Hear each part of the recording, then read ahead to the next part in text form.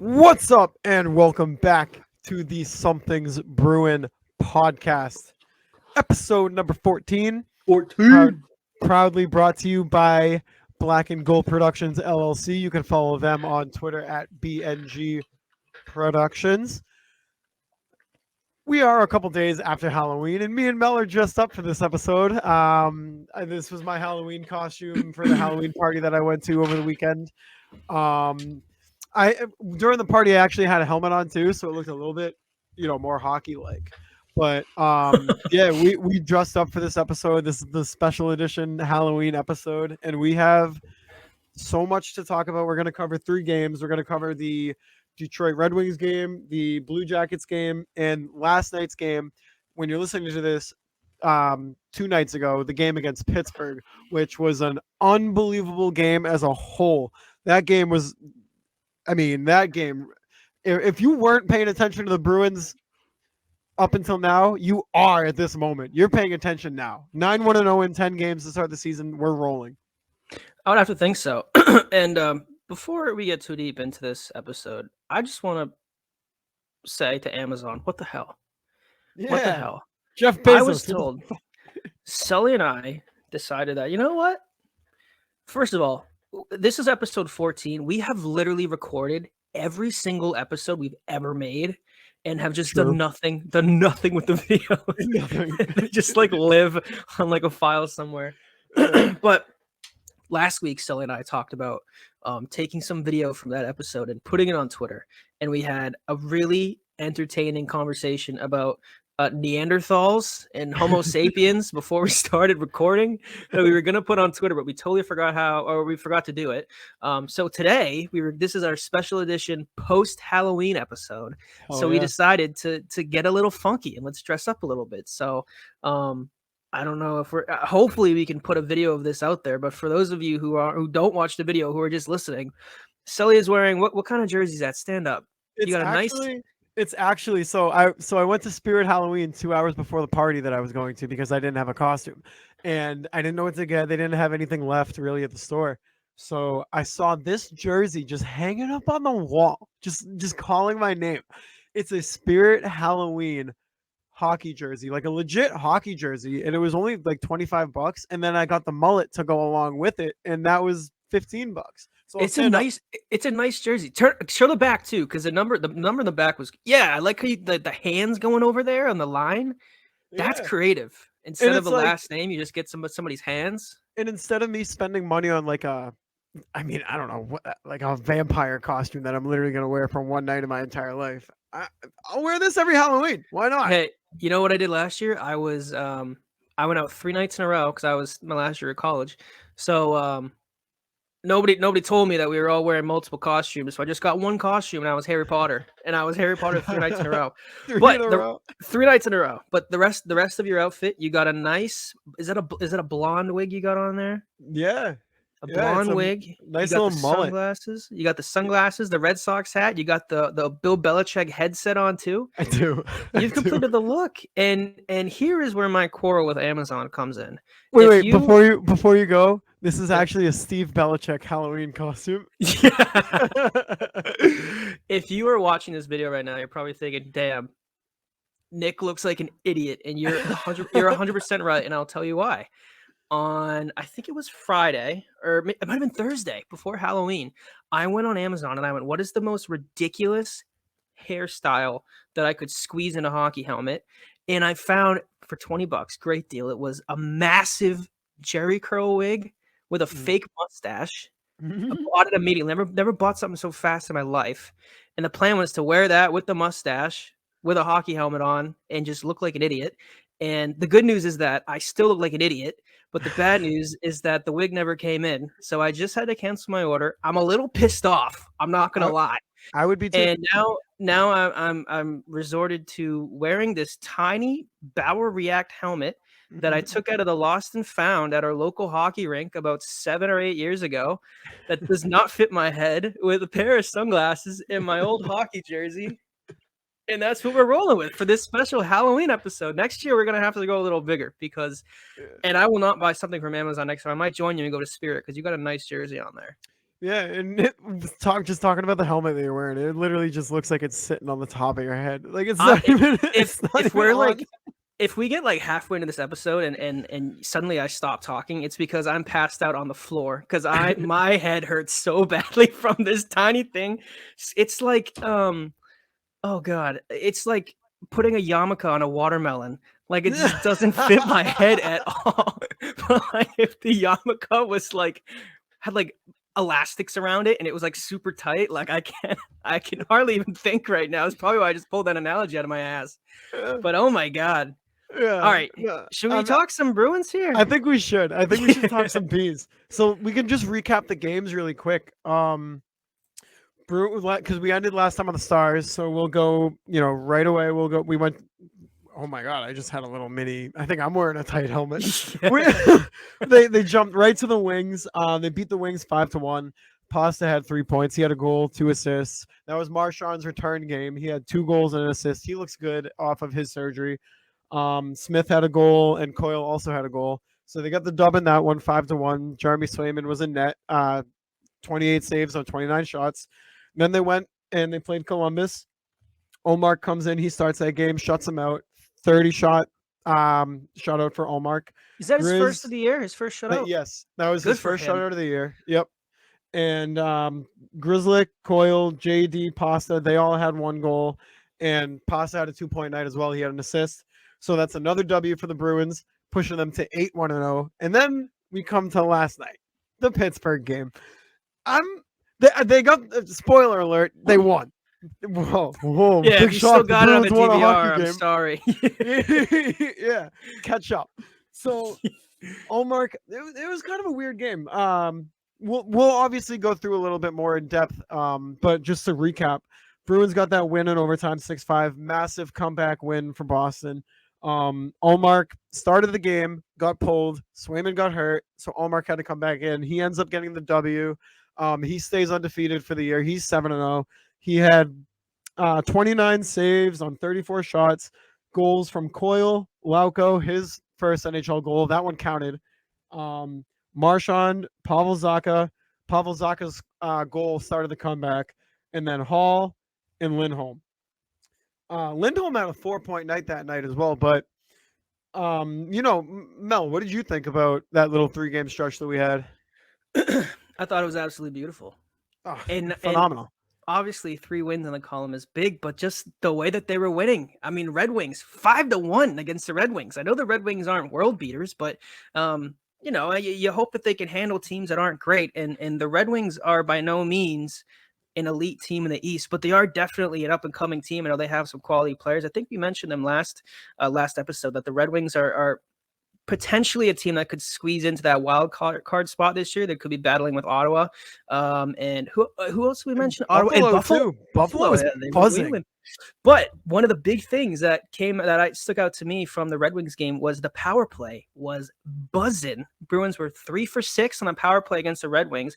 Big part of that 5-1 win. I know 5-1 on the scoreboard. You look at it, you go, "Holy shit!" They beat the crap out of the Red Wings. But I didn't think it was really an overwhelming, dominating performance. I know the shots were pretty even. I thought that the Bruins definitely deserved to win that game. They were the better team, but the power play lines that they can roll out is like absolutely insane. I even saw Nick Foligno last night was getting a little power play minutes there against the Penguins, but the amount of quality that they have up and down the roster, and I think that's where their mobile defensemen really come in handy. I think I tweeted it out last night, but in odd man scenarios, whether it be you're a man up on the power play or if it's overtime like it was last night and it's 3-on-3, having those mobile defensemen who can carry the puck out of your own zone, who are able to maybe if somebody squirts behind them, they can catch up and make a play. I know that happened last night. I think it wasn't in overtime, but it was Crosby had that chance. He passed it to somebody in front of that. And I think Clifton caught right up, and that is so huge in games like that to have mobile defensemen like that. And of course, Hampus Lindholm obviously showcased that by going from freaking goal line to goal line, taking the puck out of his own zone and ending the game and sending Pittsburgh home. But no, I thought it was 3 really good games. I thought you got a lot from Swayman against the Red Wings. That was big for him to see how he was going to come back that game after getting rocked against Ottawa his last start. And he shut the door in Detroit. I thought he looked really, really good. And that's it. I think what Ullmark is doing right now, obviously, is not sustainable.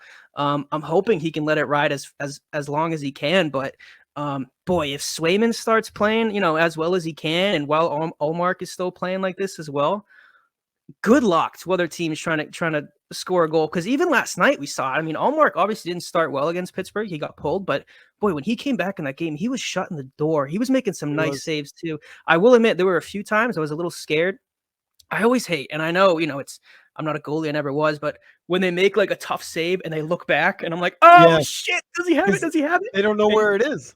Yeah, he did that a few times, but the Bruins don't come back and win that game last night if Ullmark doesn't make some of those saves that he made, even though he let in I think it was 4 goals. or did he let in 4 or 5? I think 5. I think it was 5 actually. 5, yeah, because Swayman didn't let me in.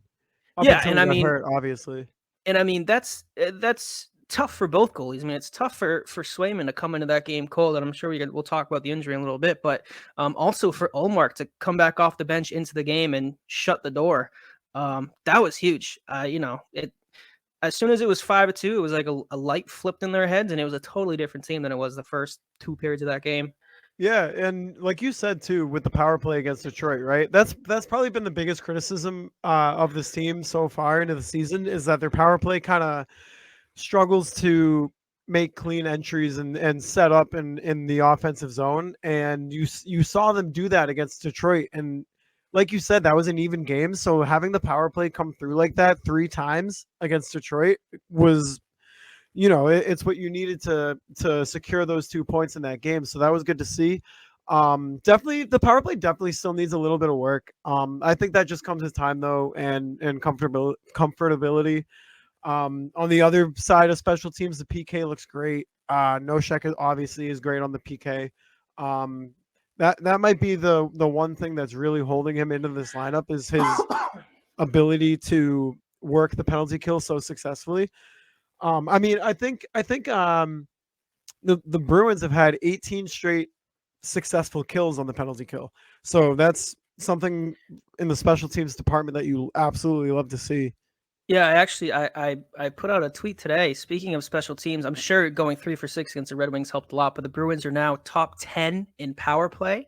I think they might be ninth or 10th in power play percentage, and penalty kill they're first. They're 96 point something percent, almost at 97%. And I think you said it. It was last night, that final penalty that they killed off in overtime, by the way. Yeah, 4 on 3 in overtime. I think there was like 3.5 minutes left in overtime, and you're a man down for 2 minutes. I mean, I was, I had my thumb on the channel up button, ready to change the channel as soon as the Penguins scored. I want to see their stupid ass celebration, but they didn't. And honestly, they didn't even really get that many good chances on that power play either. And for the offensively loaded team that the Penguins have, I thought that was really telling.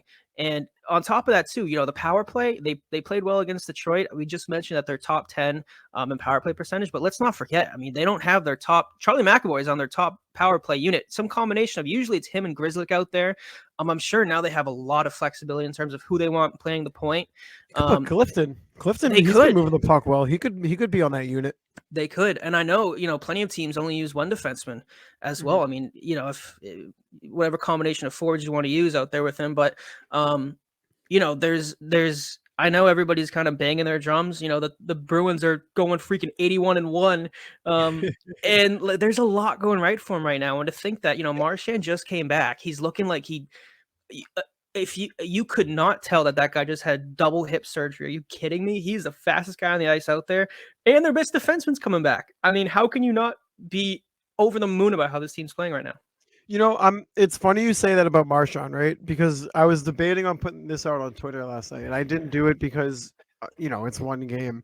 But towards the end of that game, he looked a little, just to me personally, he looked a little sluggish, right? There were a couple times he kind of fumbled the puck around. His legs weren't moving as quick as they used to. He did a couple edge work moves that we saw in the past where he's, he can skate circles in a phone booth with those edges. But I mean, we saw a couple of those last night, and it seemed like he was a little slower. But it's not. It wasn't enough for me to tweet about it because I shouldn't be concerned about it. It's his second game back from hip surgery. He's gonna have nights where he may be a little bit, slower than usual, and that's fine. But I mean, overall, he looks great. Yeah, Obviously, and Marchand, he definitely, it's even watching the game, like he has such the ability to turn it on and off, where he could be out there for like two periods, and he's kind of playing like you just mentioned. He's a little sluggish. Maybe he isn't going all the way into the corner to get the puck, or he might be coughing up or making a lazy play. And then I remember last night, it's like sometimes there's a moment in the game, and he's like, "All right, it's Brad Marchand time," and he goes out yeah, and he started off with that goal, that absolute freaking rocket. I think it was an 89-mile-per-hour one-timer, just right yeah. at the top of the circle to kind of ignite that whole comeback. And Oh, then like 30 seconds later, he was doing his little mohawk turns that he does right in the slot, and he freaking took a puck and just ripped it and just went post wide. And it's like sometimes he has the ability to just take over a game at a minute's notice. And like we just mentioned, this was his third game back. He hasn't played hockey in quite a while. I wonder if maybe that little burst he had there could have been why he looked a little dog there at the end. But right. having a player like that who can just kind of turn it on at the moment's notice and take over a game, and a game too, when you got Sidney Crosby and Malkin on the other side too, and he was the best player in that third period last night. I thought that was really telling. I can't believe this guy, a week ago was practicing in a red jersey with the Bruins. We're talking about when he's coming back, and now he's out there, best player on the ice, doing his part to help you win some games.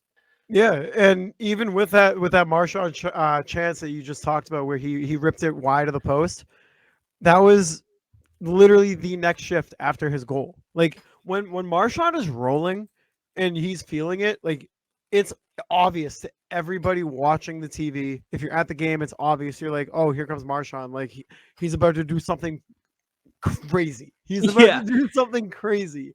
And I've 99% of the time he does. I've never seen a player be able to just create out of nowhere like he does. He could. That's why. I mean, he has. Doesn't he have like the most shorthanded goals in the league since he entered by like a wide margin? Yeah, Like by a he lot. could. He could literally, like, you're watching a Bruins game. The Bruins are shorthanded. Somebody chips the puck in the corner. Marchand's the first one there, and there could be two defensemen coming at him. You're like, there's no way this guy's getting out of the corner with the puck. And he's going to do something. And he might not get to the net, but he's going to freaking flip it somewhere. He's going to do something stupid. It's just when the puck is on his stick, magic happens. And especially the style of hockey that he plays, his quick mohawk turns, his pivots, his whole game is rooted in his maneuverability and his ability to dodge hits and be shifty. And having double hip surgery, I was like, damn. I was worried, and I think rightfully so. A player of Yeah. his size, of his stature, of his intensity and the way that he plays the game, I was like, damn, like that's like the worst thing you could happen. It's like a lineman in football, like tearing his Achilles. Like, damn, like that his hips is a whole part of his game. And then for him to come in and like 3 points opening night, rip the laser past whatever his name was last night, Jari, who's a bitch, by the way. I just wrote that down on my paper. I was like, we need to talk about Who's a Tristan Jarry. bitch, by the way. Yeah. No, I mean it literally looks like he hasn't missed any time, and it's like I hate to say it because we're 10 games in, and I always have to remind myself to like cool it down a little bit. But like the sky's the limit for this team right now.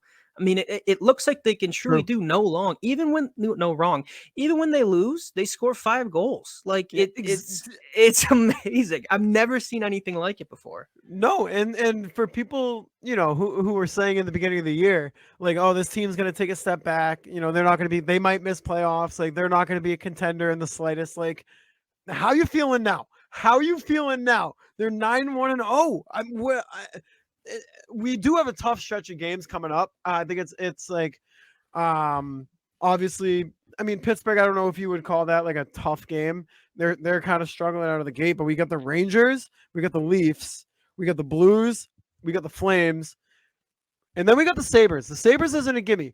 That's 5 straight games of like, all right, like we kind of gotta. This is a good 5-game stretch where it's none of these games are just going to be easy nights. They're all going to Yeah. be grinded out games, close games, and you're going to need everybody to bring their A game. But before we get into that, like, okay, I need your opinion. So on that David Pastrnak goalie interference call, we haven't talked about this at all since it happened. Do you agree with the call? I do. Yeah, I Okay, tweeted at all the right, time that I okay. agreed with it as well. You Yeah. know, uh, I mean, I just said it. Tristan Jarry is a bitch, Yeah. and he's a phenomenal goalie. And I say bitch, you know, as a Bruins fan, jokingly, but not really though. I will say though, I traded for him in my franchise in NHL 23, and he wins a Vezina in All right, 2029. there So we go. you know, the 2029 Penguins might Vesna, have a Tristan guy there. Jarry. Yeah. But no, I thought on that play specifically, scrums like that happen all the time in front of the net, and especially if you're a player of Pasta's caliber, you're gonna get hit a little harder than, say, I don't know, Oscar Steen might in front of the net or something like that.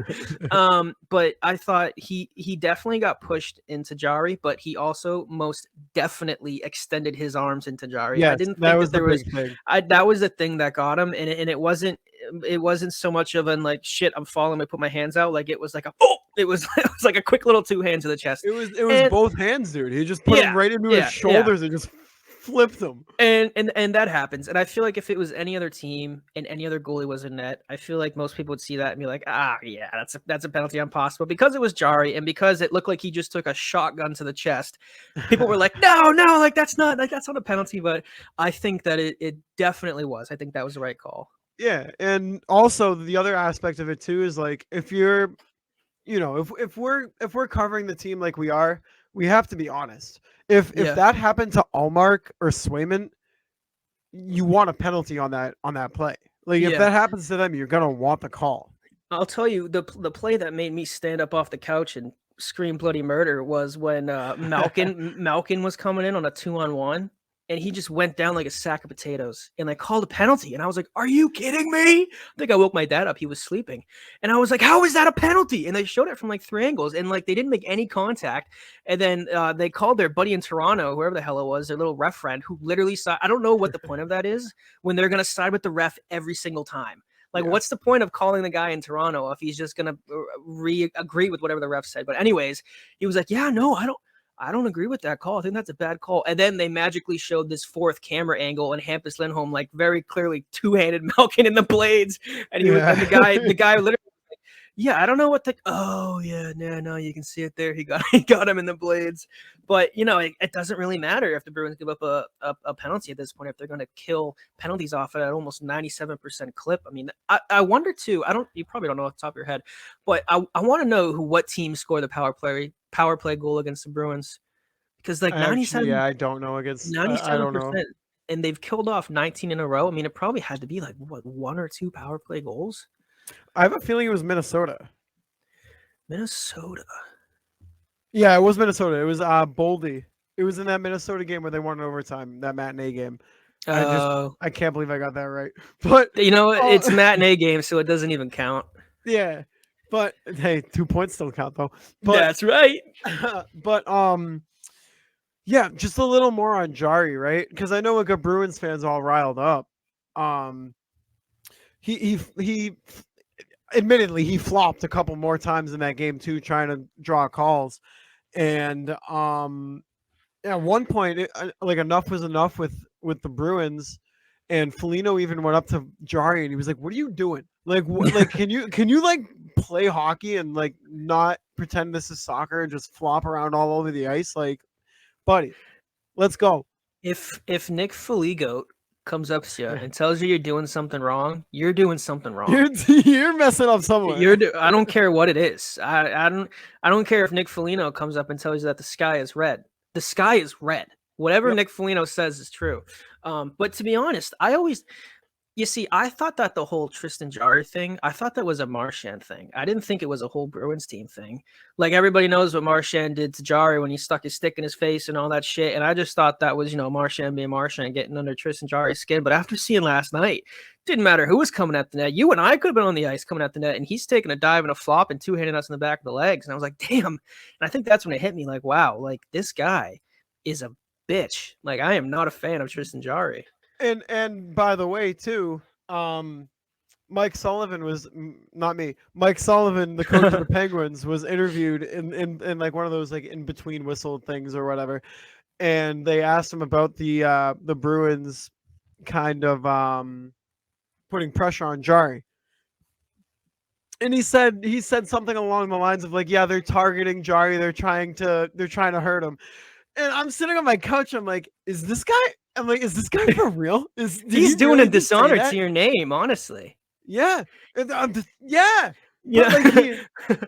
like he said that, and it like got my attention. I looked up from my phone. I was like, what did he just say? I was like, did he really just say the Bruins are targeting Jari? Like, No, fuck off. there's two things. There's something about coaches like bitching and moaning like that to the media that drives me insane. And for that reason, I've gone on a whole rant before about Craig Berube in the 2019 Stanley Cup and about how much of a bitch he was about complaining about the Bruins, but that's for another story. But I think I tweeted it last night, and I was wondering two things. The feud, if you want to call it, with Tristan Jarry, do you think it's because he's really annoying and the Bruins just don't like him? Or do you think it's because the Penguins just aren't going to do anything about it? Because they've done nothing. Their defensemen have done nothing. They made no effort to clear out anybody in front of the net. In fact, when they tried to, they pushed them into Tristan Jarry. Like, there's a scrum around the net and nobody's dropping the gloves. They're just kind of push people up against the boards. Like, I don't know. Like, I know like the Bruins are really, really, really good at getting under other teams' skins. Jesus, I can't. It's the helmet. I can't talk.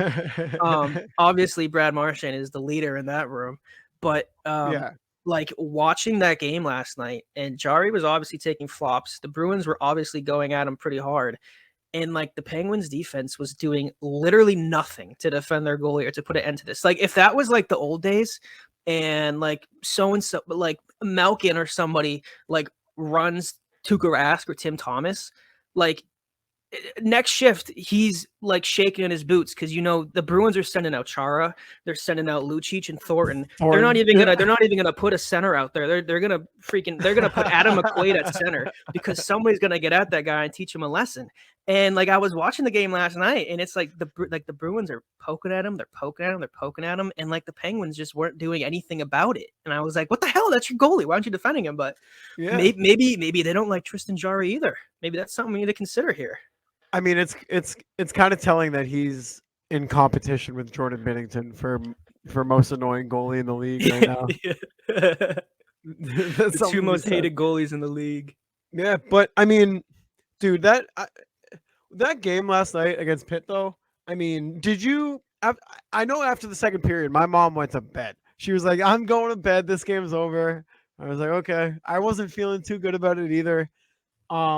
But then Zacha gets that tip-in goal, and then by the way, that Hall goal with the net pulled. Did you see how he like knocked the puck down just in the slot? Yeah. Spun around and whipped. Like, that is supreme talent, dude. That's the kind of skill that gets you drafted first overall. Yeah, that's what gets you the Hart Trophy. Yeah, no, but I was watching that game, and I mean, the Bruins haven't really played from behind a lot at all this season, but I don't know. Like, they were down 5-2, but I mean, the Penguins scored 3 goals in like freaking a minute, and that seems like I hope that's not becoming a theme because we've seen that happen a few times now. Obviously, they gave up like 3 goals in a minute in like 2 different instances against Ottawa. Like, that was a nightmare. But like last night, like they were down 5-2, but it did not feel like a 5-2 game by any means. And then I remember the Penguins, I believe their 5th goal was that one. I don't remember who scored it, but it was literally right after their 4th goal, and he just kind of went down and just ripped the shot from like the top of the dot, and it just beat Olmark. And it was, it's like, that sucks. I mean, that's a save you would hope that he would have, but like you see something like that happen when they have 2 goals in like a span of 30 seconds on back-to-back shots, and you're like, damn, like it feel like you could just suck the life out of the Bruins, but that's not what happened. And Bergeron went down and literally scored 40 seconds after that to cut it to 5-3. Of course, it was taken away because that's just the Bruins' luck, and admittedly, that was probably goalie interference. I think it was probably the right call, but like they score there to make it 5-3, and then it was taken away, and it was like, wow, okay, like they've got some fight in them. I know the goal didn't count, but like they're making something happen. And then they did score. I think that was Marchand's goal to make it 5-3 after that. And then it was like, okay, like now I'm feeling a little good. We still got a whole period of hockey left. Let's see what happens. And they came back. And it's funny too, because the amount of times that we've complained about the NHL's inability to grow the game, like you want to talk about football, like when is the last good primetime game there's been in the NFL. Maybe like Chiefs and Bills, and that's like I don't even. I don't. that's like 1 out of 15 games this year. I mean, the NHL. I mean, last night on a Wednesday, ESPN, Bruins and Penguins. That was one of the best hockey games I've seen in recent memory. I mean, talk about growing the game. And on top of that, national audience got to see Tristan Jarry do what he does best, and that's whine, complain, flop, and dive. They got to see the team. Yeah, they got to see the Bruins with, almost all guns firing. We're just missing McAvoy here. I thought that was a great national showing for the Bruins as to who this team is right now and who they're going to be.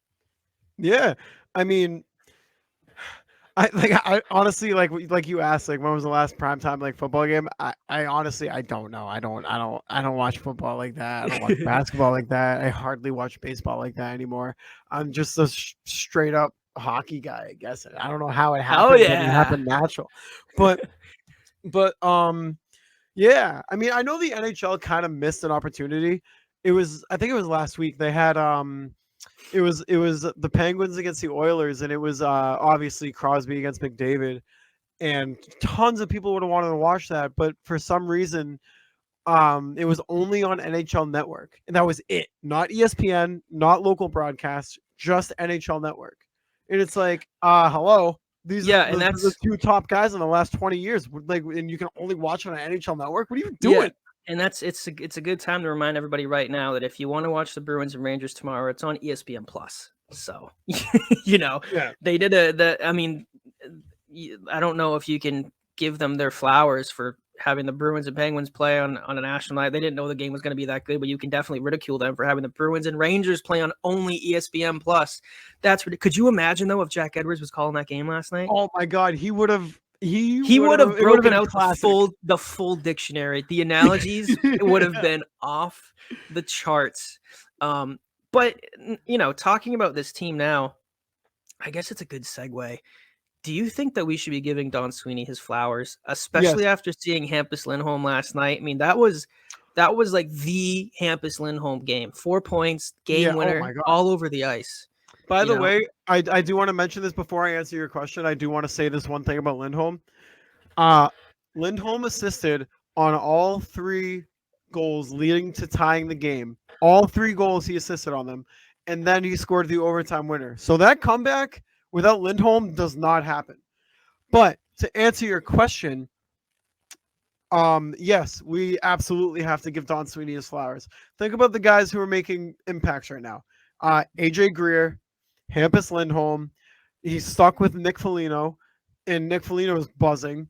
I don't think there's one move that you can criticize Don Sweeney to the point where you're like, oh, like this guy sucks, like get rid of this guy.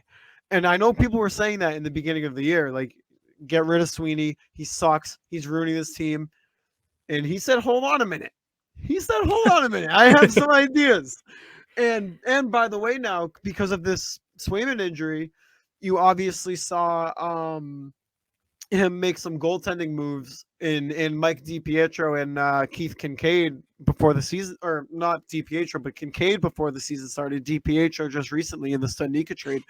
And now that Swayman is down and out, and we don't know for how long, but it did not look good at all. But we got goaltending depth as well. So you got Kincaid. He just got called up today. So Kincaid's going to be backing up Allmark. He's a guy with NHL experience. He's played for the Rangers and a couple other teams, and he's not a bad goalie either. So it's and I remember saying this too on the Black and Gold Hockey podcast with Mark Allred and Kevin O'Keefe. As we signed Kincaid, and we all agreed this was a signing in case of a break glass, in case of emergency situation. And we have come to a situation that's an emergency. And Swayman is out. Who knows for how long? We'll know eventually.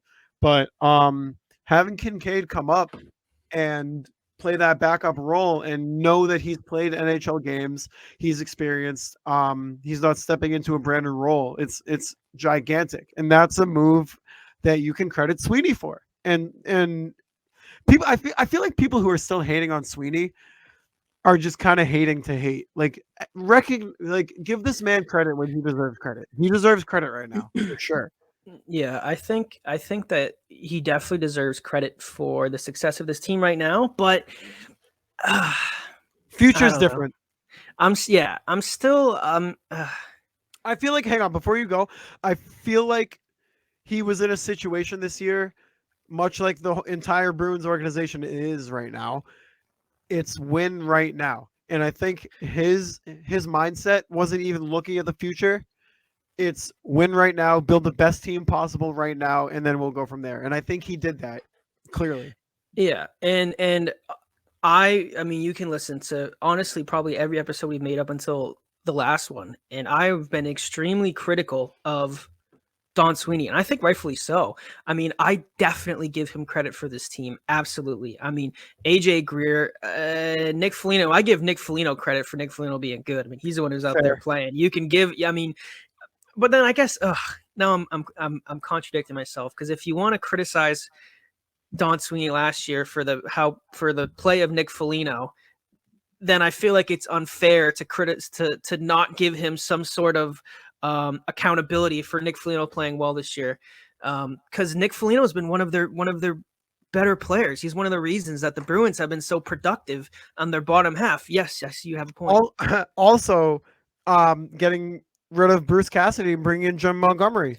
Yeah, that was a Like, great move. That was a great great move. move. But I think that Clearly a lot of worked. what Sweeney does really well. First, I will give him credits on trades.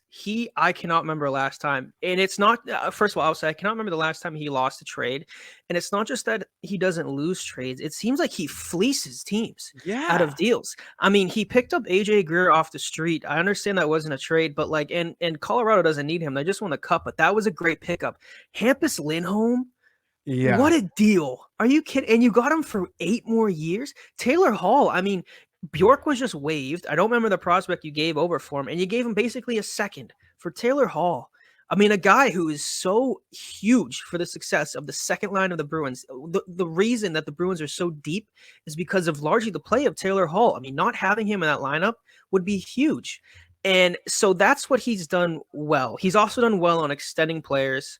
Um, his own players. But I will say that where the Bruins lack, and especially Sweeney has lacked, is I mean, you want to talk about their youth system. I mean, he's the one who's drafting players, and he's the one who's done a piss poor job of it to the point where we celebrate him when he trades a draft pick because we just know whoever he takes probably wouldn't sniff an NHL roster. Also, we talk about free agent signings. I mean, the Bruins are always, it seems like they're always in cap hell. And it's largely because of the deals that Sweeney has given out to players. I mean, we just mentioned we were very critical last year of the $3.8 million that Nick Foligno was making for doing a whole lot of nothing. That deal this year looks pretty good. I mean, I wouldn't say it's a great deal. I think you're pretty much getting your return on investment. I think if you're paying a guy almost $4 million, the play that Nick Foligno is giving you right now is what you expect. But like it's like I don't want to just like say like, oh my god, like I love Don Sweeney because the Bruins are 9-1 and nobody expected them to do this. Like I also put a lot of weight in Montgomery, although admittedly, like you said, was his hiring. But I don't know, like I tend to give the roses to the players in this case rather than I do Sweeney because I think that Sweeney has done more bad than he has done good for this Bruins organization. Although, like, I will add this one last part. The good things that he has done have been absolutely fantastic. But I just feel like he's done like a handful of great things and like a bucket full of like, oh shit things, you know? Yeah, that's fair. It's if the season didn't pan out the way that it is right now, we would definitely be having a different conversation about Don Sweeney.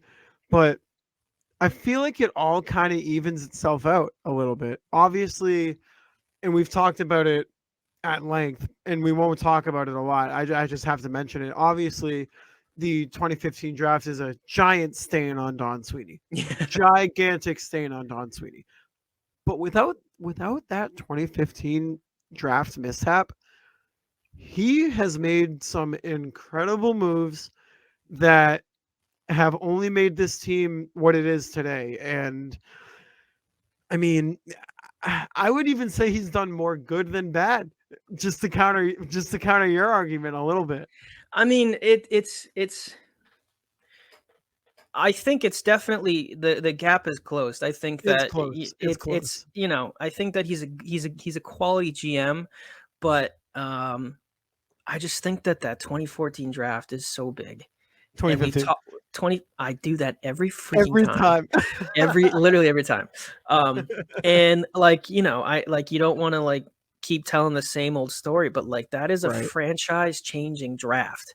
If Yeah. you can get Barzell, Kyle Connor, and what's Shabbat. his Shabbat, like oh my god, like that would Yeah. solve all of your problems moving forward. But admittedly enough, if you remove that, if that never happened, I mean, what are his stains really?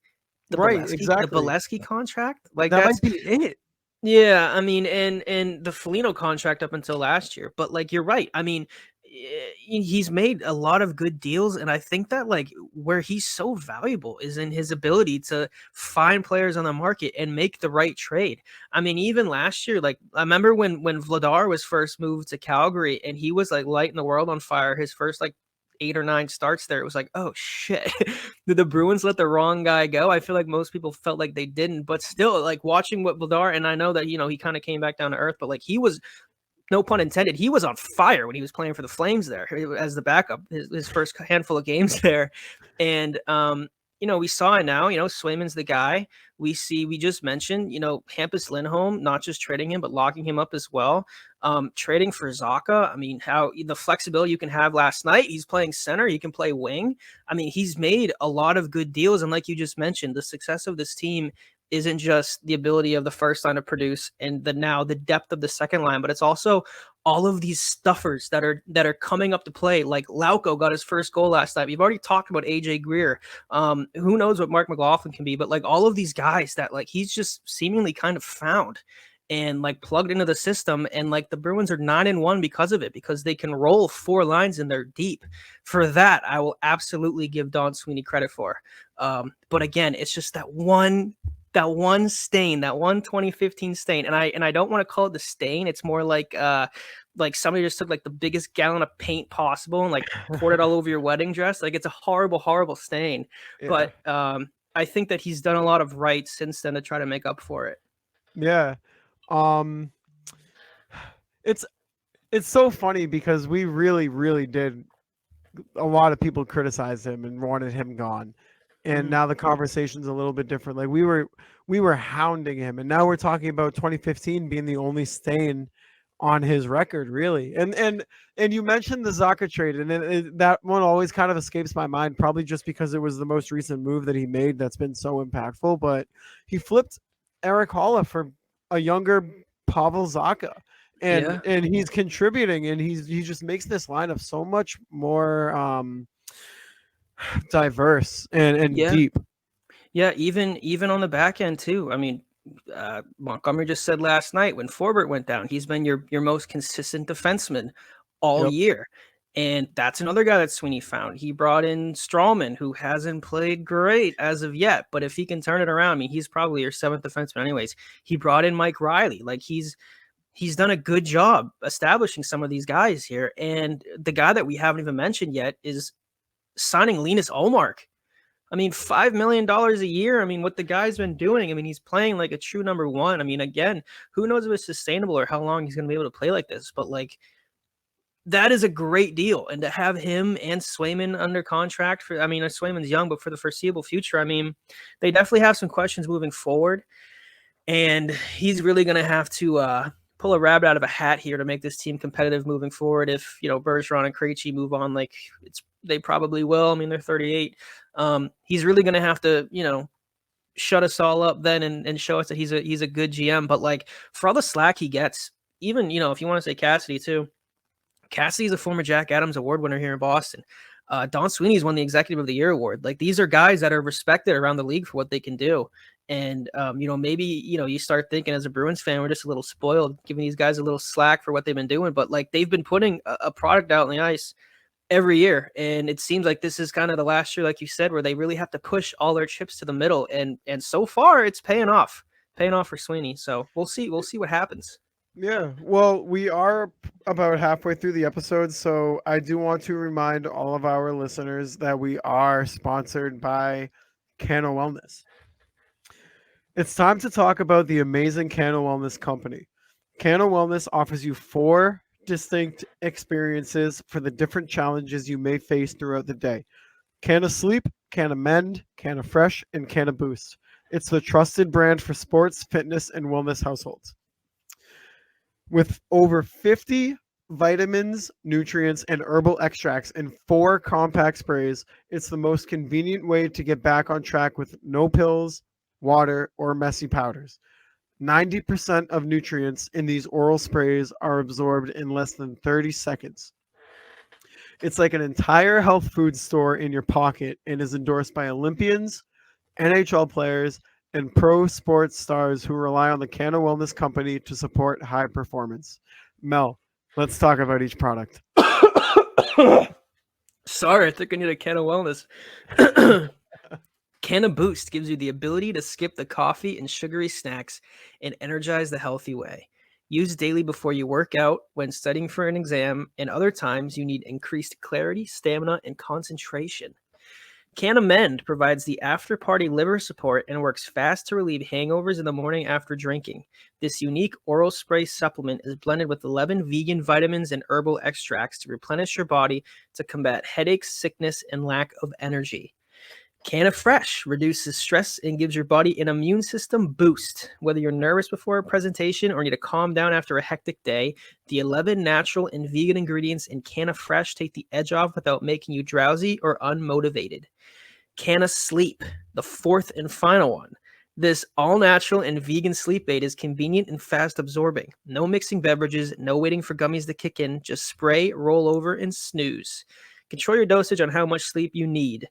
If you want to try these amazing Canna Wellness all-natural oral sprays, please go to cannawellness.com. That's canna-wellness.com and use our promo code BNG25.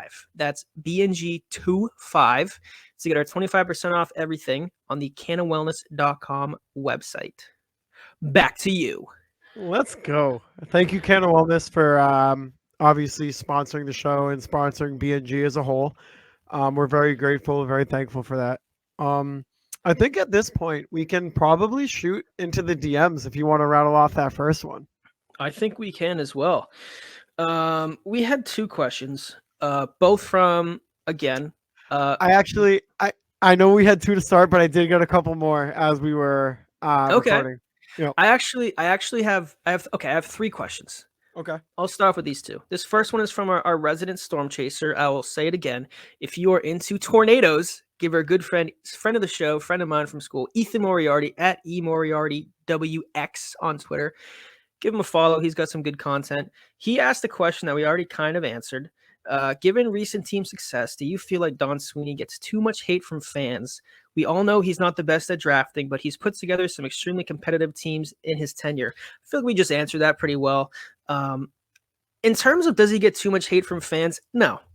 Honestly, I think he gets an appropriate amount of hate. I think that I don't want to again beat an old drum, but we just mentioned it. That 2015 draft, I got it right this time. And a couple bad contracts that he's handed out have definitely contributed to the hate. But I feel like it's a mixed bag because we also just listed off all the things he did well. So does he deserve hate from fans? Maybe not as much hate as he gets, but I think that he definitely deserves some a cold shoulder, I'll say. I will say I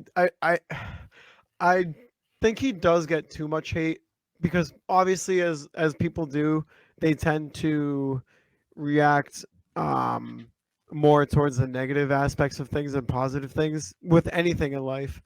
But if you just take a step back and as we just discussed in the last 10 minutes, all the positive things that he's done for this team, I think you can kind of discount some of the negative things. Not discount, but not take them as heavily.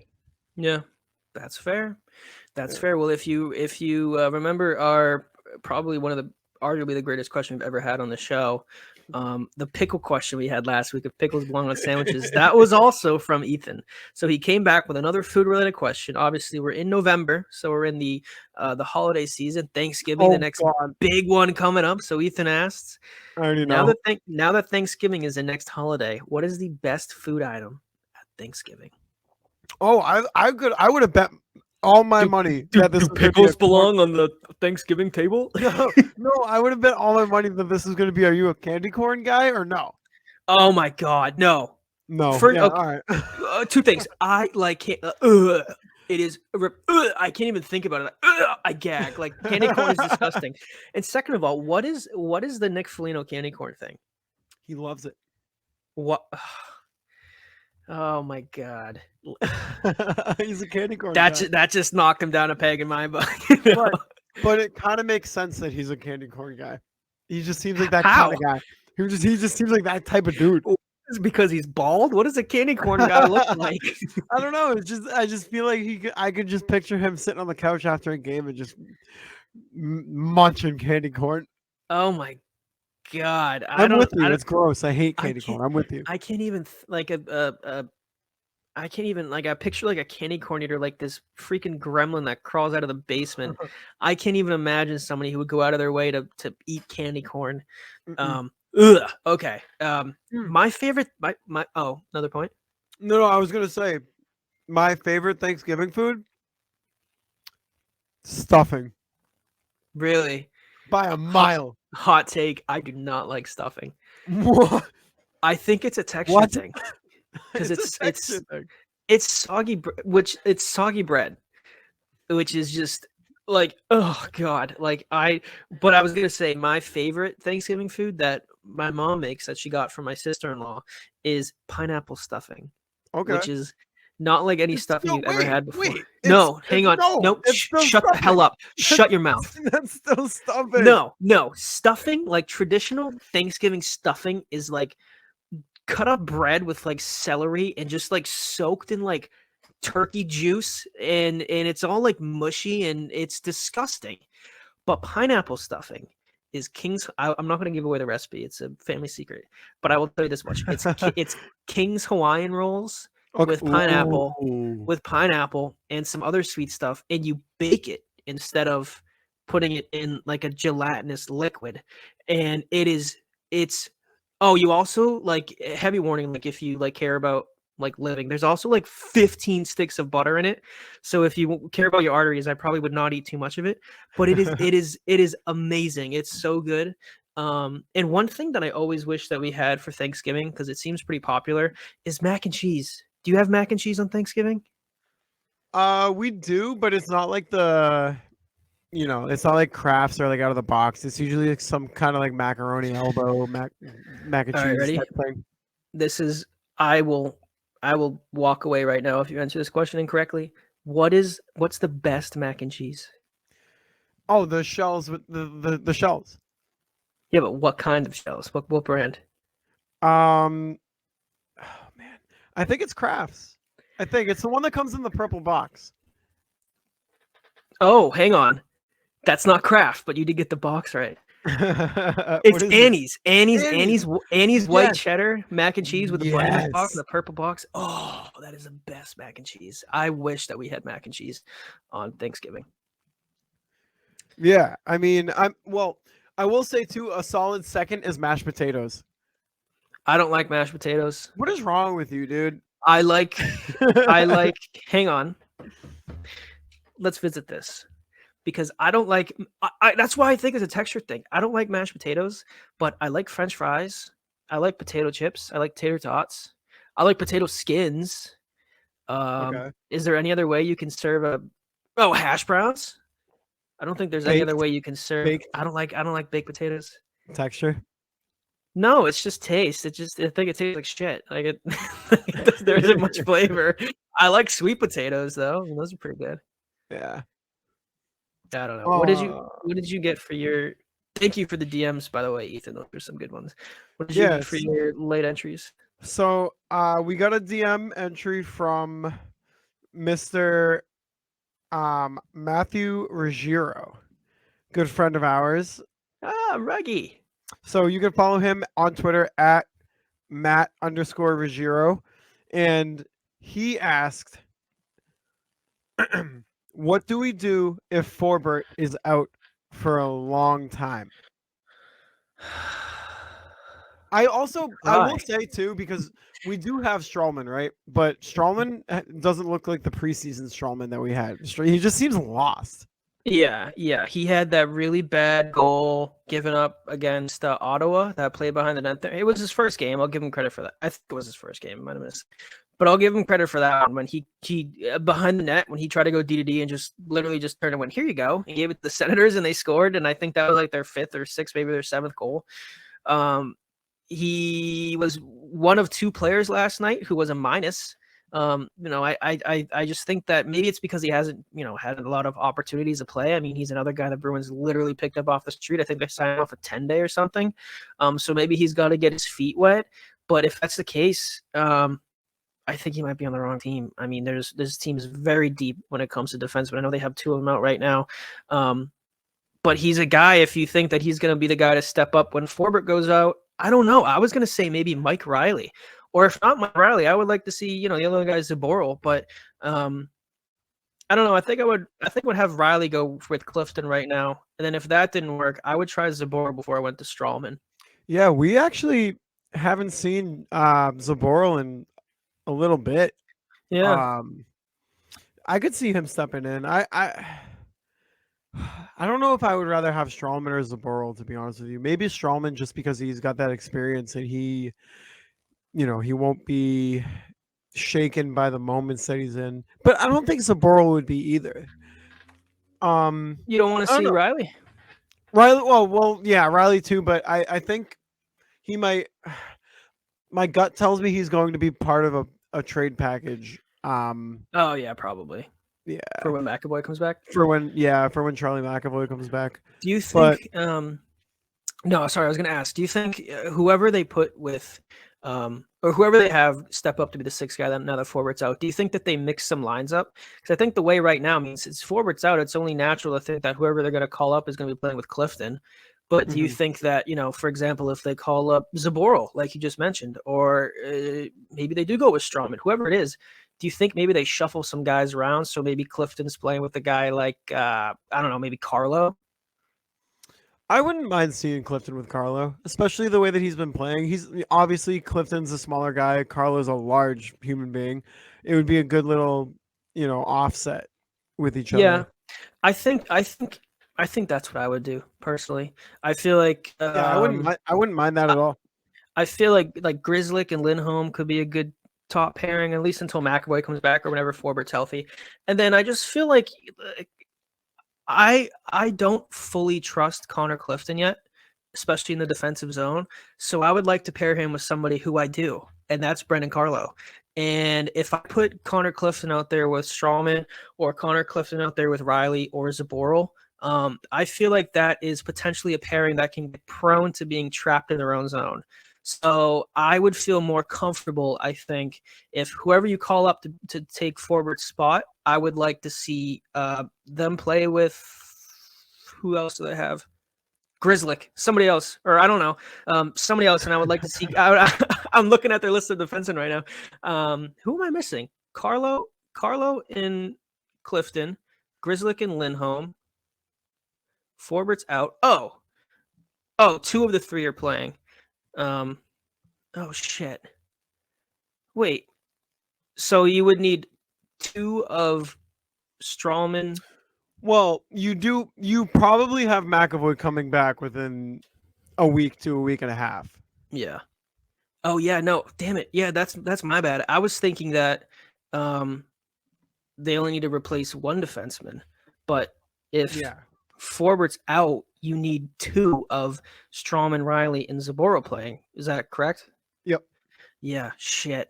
I don't know. It's a tough situation. Just roll 4D, honestly. But McAvoy's coming back at a good time. He's not back yet, but he seems to be on the right track. And the funny thing too is, well, not funny, but when Grzelcyk came back, we were like, oh my god, he's out for warmups. What the hell? I didn't know this was gonna happen tonight. And when Marchand came back, Montgomery was like, yeah, you're gonna see 63 in the lineup tonight. We were like, whoa, Marchand's back. Like when McAvoy is coming back, you're gonna know because the Bruins are gonna have to ship somebody out of here in order to fit him on the roster. So at least, I guess we'll have a heads up and we won't be surprised. But honestly, I kind of like being surprised. I I like do the way too. that Montgomery's been handling this. Like, Yeah. I don't know, like maybe he's playing little head games with other teams. I understand the Marchand thing where, you wanted to make sure that he was okay and fully healthy and that he was feeling good the morning after his skate to make sure that he's in the lineup that night. I get that. But like Grizzlick, I mean, nobody was even talking about him coming back and suddenly he's out there warming up. I don't know. I kind of like, and it's not like, like a guy's supposed to come back on a Monday and like 2 weeks later he's not on the ice. No, like these are guys who aren't supposed to be back for weeks and suddenly they're just out there warming up before the game starts. Like I love it. I wish he could do that with McAvoy, but obviously we're gonna know because he's got to make a deal or two in order to fit him on the roster. But it's the way it goes. Yeah. And so we do have one last DM question as well. This comes in from Brandon Ragno. You can follow him on Twitter at B_rags18. He said, of the next games, or of the games from November 21st to December 13th, how many of those are must-win games? And just to recap really quick, I'll go through them.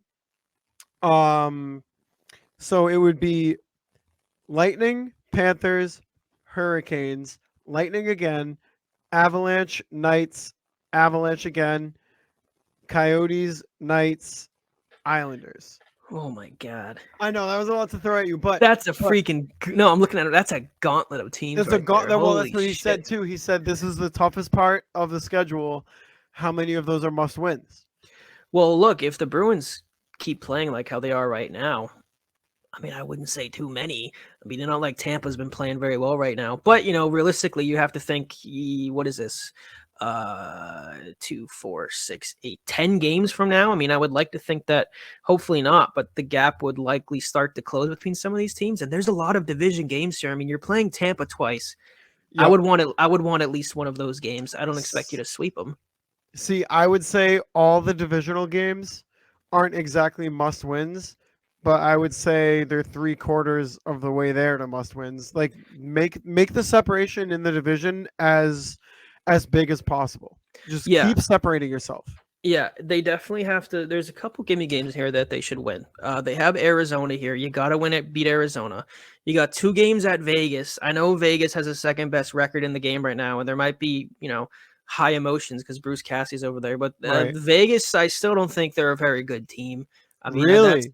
I really don't.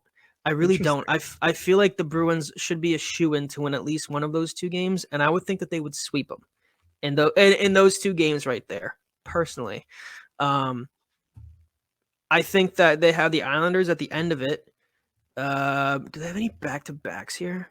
They don't. No, I mean this is a 1, 2, 3, 4, 5, 6, 7, 8, 9, 10 game stretch.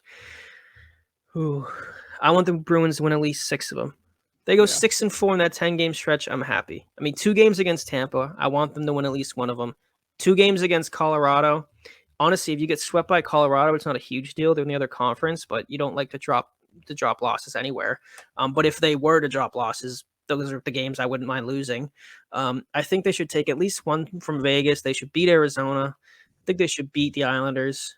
The only game I really don't know about is Florida and Carolina. That would suck if they. I mean, they have 4 division battles to open that 10 games. If they went 0-4, 0-4 to start it, that would be horrible. That would be worst case. So I think those first 4 games are definitely the most important of those 10.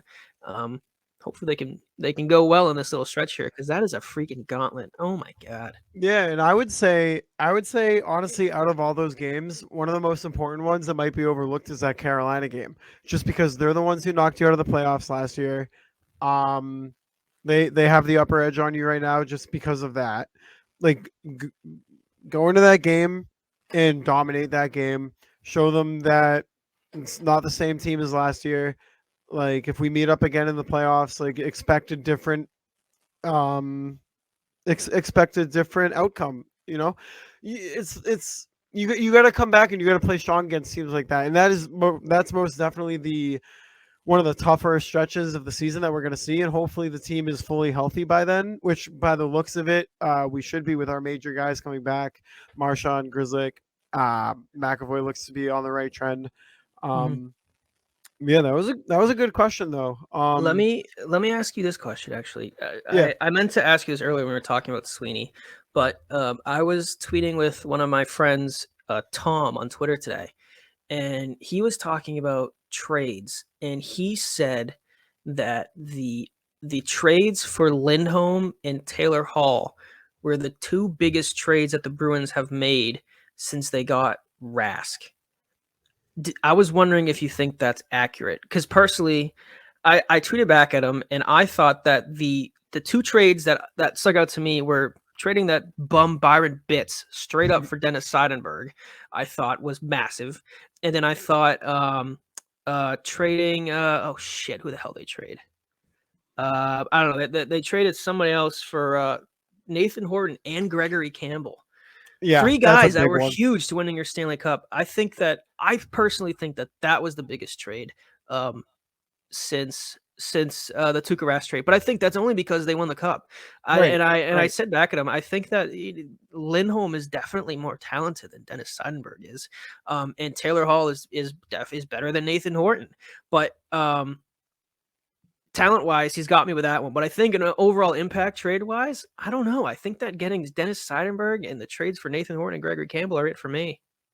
Yeah, I think so too. Obviously, it depends on how the season ends, but it's kind of hard to argue against, getting Nathan Horton and Gregory Campbell in the same trade. I mean, Yeah. for a fourth line guy in Gregory Campbell to be as well known as he is, like, yeah, Soupy. soupy. Like, I mean, that might be one of the best trades in Bruins history. Now, But these did ones are close Campbell too. break his leg in 2011 or 2013? 13. That was when we Oh wow. swept. That's when we swept Pittsburgh out of the playoffs. Yeah, I was out because I was gonna say, I know Nathan Horton he missed that Stanley Cup when he got knocked out by who was that? Brooks Orpik? Who was that? No, Aaron Sammy Rome. Sallow? Aaron Rome. Oh my God, how can I forget? I only remember Sammy Sallow because Brad Marchand flipped him over in the corner. Yeah. um, but yeah, no, there's and it really got me thinking. Like there hasn't really been a lot of big impact trades that the Bruins have made. Like like big noise trades. I mean, the Tuukka Rask trade was in what 2006. I mean, you can talk about the next one was when they traded Phil Kessel, of course, and got Sagan and what's his name, Dougie Hamilton, and then flip Sagan, and then And flip Dougie too. yeah, flip Dougie as well. And then I mean, obviously Lindholm is definitely a big move as well as Taylor Hall. But I mean, there's what 4 trades we just rattled off that date back almost 20 years. I mean, 17 years now, whatever it is. Like, I don't know. There's some trades to pick. Most impactful, give me Seidenberg, baby. Yeah. But Seidenberg and so his skates. yeah, dude. The weird noise those things would make. Yeah. But yeah, so let's close this out really quick. So we'll do a little 3-game preview, right? Not preview, but next 3 games of the schedule are the New York Rangers. Rangers are home. And then they travel to Toronto for a little home game on Saturday. Or not a home game for the Bruins, but home game for Toronto on Saturday. And then come back home against the Blues. So let's do a quick little score prediction. So Thursday, Rangers. Mel, you first. Rangers Thursday night, ESPN Plus at MSG. I'm gonna say Rangers win 3-2 in overtime. Okay, so we at least get a point. I'm Mhm. gonna say 4-2 Rangers win. Wow, neither of us are very optimistic. No, I mean it's a Thursday night game in New York, and we just Yeah, came no, off. I mean, we're 9-1 right now. Like we're gonna, as much as we say 81-1, we're gonna lose at some point. Like yeah, and then also, I don't know if Krejci's playing, right. Forbert's out. They're gonna kind of have a band-aid over their defensive core. If they were gonna lose a game, I think out of the next 3, I think it would be against the Rangers. Yeah. All right, so we both have the Bruins losing on I hope they Thursday. prove us wrong. I do too. I'm rooting Uh, for them. So and then they travel to Toronto. In Toronto, Mel, what do you think? I mean, Toronto has looked like a steaming pile of shit to start this season. Trash. 4-4-2. They just lost in overtime to Anaheim Ducks. Did you see Trevor Zegras' goal? Yeah, disgusting. Oh my god. Yeah. That was insane. And also, did you see Timo Meir, whatever his name is, on San Yeah. Jose? Yeah. Holy crap. You can't even do that kind of goal in NHL 23. I will say right now, as we're recording, the Maple Leafs are playing Philly, and the Leafs are up 2-1 about halfway through the second period. So Where's the game? Toronto, What's Philly's record? Philly, they're 5-2-2 I know. under I think. Torts. Well, they started what 4-0, Yeah. Yep. so they're 1-2-2 in their last 5. Yep. Yeah. So I'm gonna take the Bruins over the Maple Leafs here. Okay. In Toronto, who cares? Honestly, Who cares? who cares?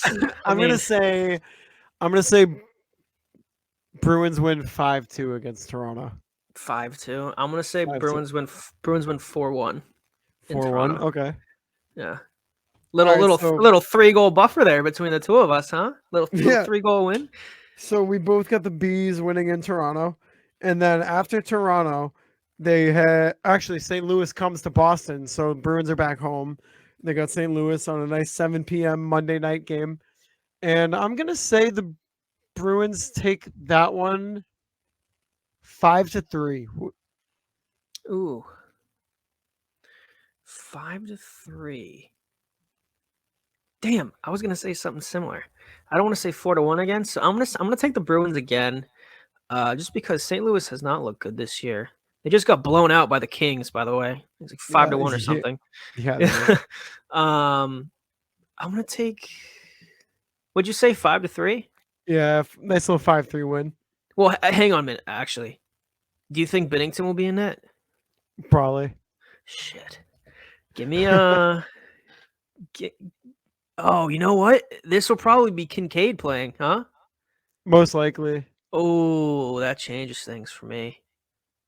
Unless Swayman's injury's not as serious, but it damn looked pretty it looked serious it, to me. yeah. No, I'm gonna take the Bruins 4-3. All right.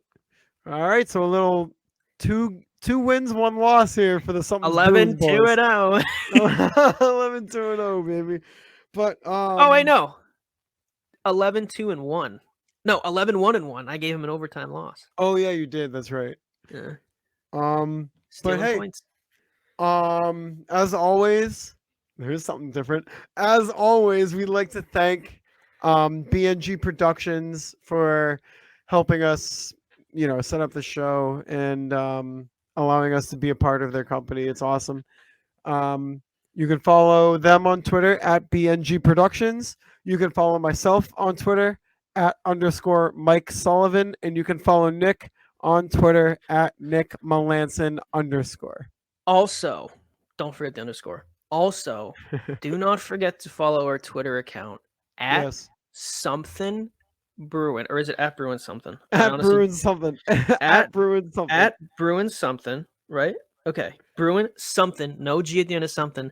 Last episode, we said that we wanted to get to 100 followers by next recording. And I didn't tell anybody this because it was going to be a secret.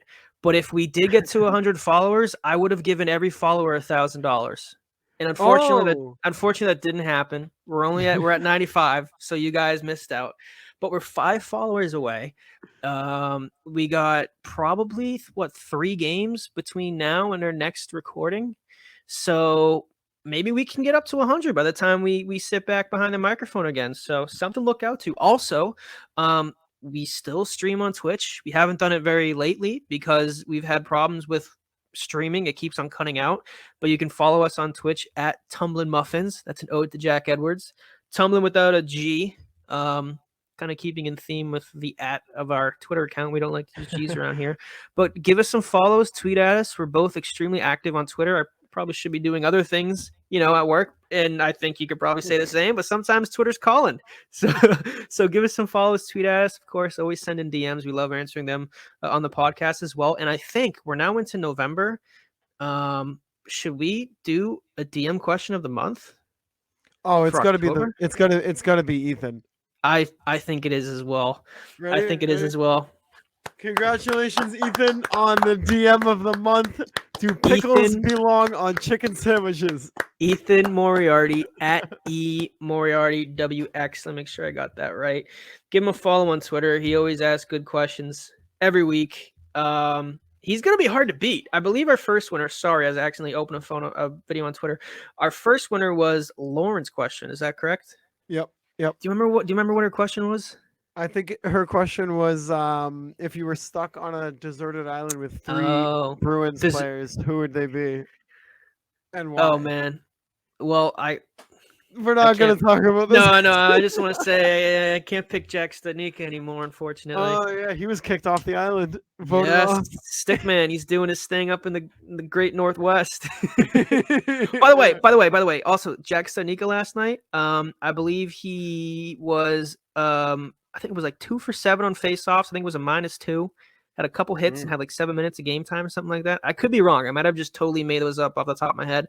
But if I remember correctly, I saw somebody tweet his stat line and it was something like that. So not a good debut from Studnicka, but he's going to get an opportunity in Vancouver. Hopefully he can seize it. I think he's in a good spot for himself, and I wish him nothing but the best. I just thought of this. I saw Jack Studnicka's last game in a Bruins uniform live against the Ducks. Did you keep the ticket? Frame it. Oh, no, that was an online purchase. That's too bad. That ticket could have been worth something someday. Quick 2-minute segment. Maybe not even 2 minutes. Maybe less. I miss ticket stubs, man. I miss ticket stubs. No kidding. And they used to be so tasteful when you would buy them from like Ticketmaster or Ace Ticket or whatever, and it would be like oh my gosh, I remember I bought one of them and it was like a diving like silhouette of Mark Savard, and like the texture of the ticket was like raised. There was like the gold on his jersey. There was like little flakes of like powder in it. Like this is a team that cares. This is a team that cares about their tickets. And to go from that to like now you can scan a barcode on my phone or just print it out. It's totally lost the Disney magic for me, as I would like to say.